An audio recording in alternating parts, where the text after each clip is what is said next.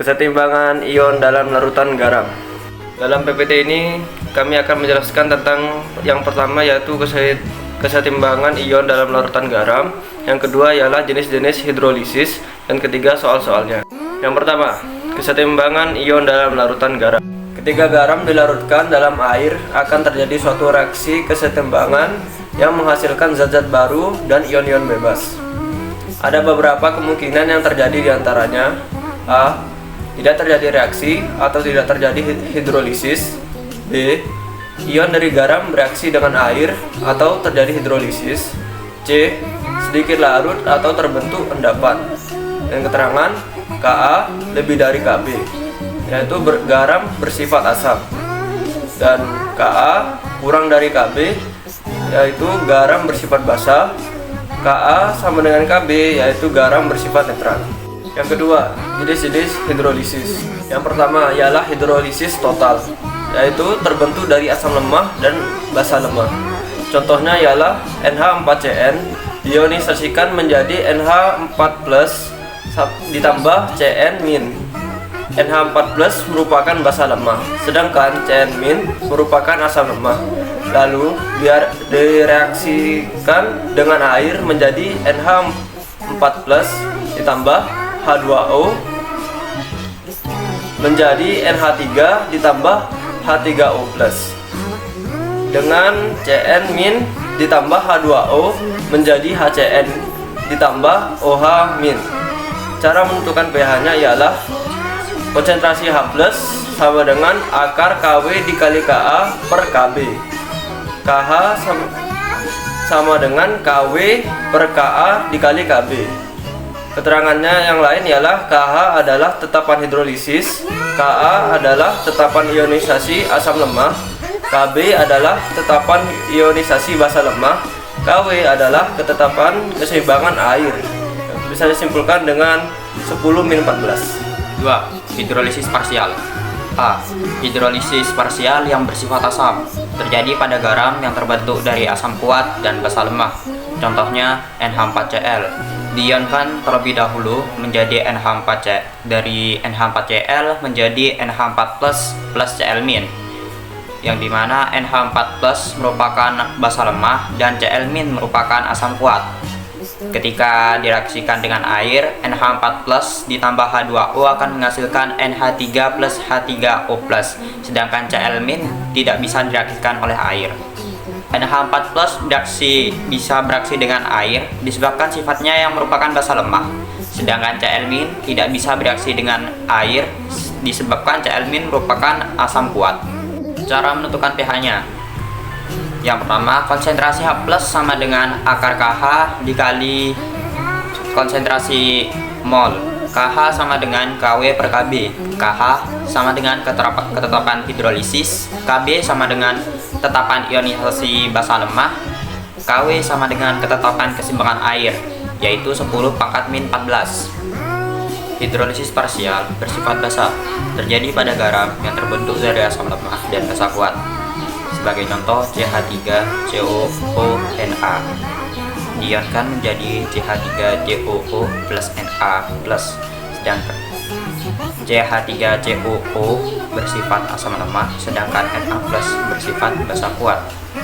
Lalu direaksikan dengan air, yang dimana CH3COO akan menjadi CH3COOH plus OH-, sedangkan Na plus tidak bisa direaksikan dengan air dikarenakan CH3COO bersifat asam lemah membuatnya bisa bereaksi dengan air, sedangkan Na plus merupakan basa kuat yang membuatnya tidak dapat bereaksi dengan air. Cara menentukan pH-nya. Cara menentukan pH-nya yaitu dengan cara OH- sama dengan akar KH kali konsentrasi anionnya, dengan KH yaitu sama dengan Kw dikali Ka. Yang ketiga, tidak terjadi hidrolisis. Hal ini disebabkan garam yang terbentuk berasal dari asam kuat dan basa kuat. Contohnya NaCl yang diionkan jadi Na plus Cl-, yang dimana Na plus bersifat basa kuat dan Cl- bersifat basa asam kuat. Kedua-duanya tidak bisa direaksikan dengan air karena keduanya sama-sama bersifat kuat yang membuatnya memiliki pH netral yaitu 7. berikut merupakan contoh soal-soalnya. pH dari larutan amonium sulfat 0,1 mol dengan nilai Kb NH3 sama dengan 10 pangkat min 5 adalah: yang pertama, kita ionkan amonium sulfatnya terlebih dahulu menjadi 2NH4 plus ditambah SO4 2 min, dimana konsentrasi H plusnya sama dengan akar Kw per Kb dikali konsentrasi NH4, yang dimana akar didapatkan akar 10 min pangkat min 14 dibagi 10 min 5 dikali 0,2 mol, yang didapatkan hasilnya yaitu konsentrasi H plus sama dengan 1,4 kali 10 pangkat min 5. Lalu kita masukkan ke dalam rumus pH, yaitu sama dengan min log konsentrasi H plus. Dengan itu kita bisa menemukan yaitu pH sama dengan min log 1,4 kali 10 pangkat min 5 sama dengan 4,85. pH dari larutan yang terbentuk pada hidrolisis garam NaCN 0,1 mol jika diketahui KaHCN sama dengan 10 pangkat min 10 adalah: yang pertama, kita ionisasikan terlebih dahulu NaCN-nya menjadi Na plus ditambah Cn min, yang dimana NaCN-nya memiliki 0,01 mol. Lalu kita masukkan ke dalam konsentrasi OH-nya sama dengan akar Kw per Ka dikali konsentrasi Cn min. Konsentrasi OH- sama dengan akar 10 min 14 dibagi 10 pangkat min 10 dikali 0,01 mol, dan didapatkan hasil sama dengan 10 pangkat min 3. Setelah didapatkan konsentrasi OH-nya, lalu kita masukkan ke dalam rumus POH dengan rumus min log konsentrasi OH-, min log 10 pangkat min 3, POH sama dengan 3. Setelah POH-nya diketahui, lalu kita masukkan ke dalam rumus pH. pH sama dengan 14 dikurangin POH sama dengan 3, yaitu berarti 14 dikurangin 3 sama dengan 11, yang dimana pH dari larutan ini merupakan 11. Soal yang ketiga, larutan garam NH4Cl dengan 0,72 mol mempunyai pH sebesar. Yang pertama, cara menjawabannya ialah NH4Cl diionisasikan menjadi NH4 plus ditambah Cl min, yang dimana NH4Cl ialah 0,72 mol dan NH4 plus sama dengan 0,72 mol. Kita di sini mencari konsentrasi dari H plusnya, yaitu menggunakan rumus akar Kw dibagi Kb dikali konsentrasi NH4,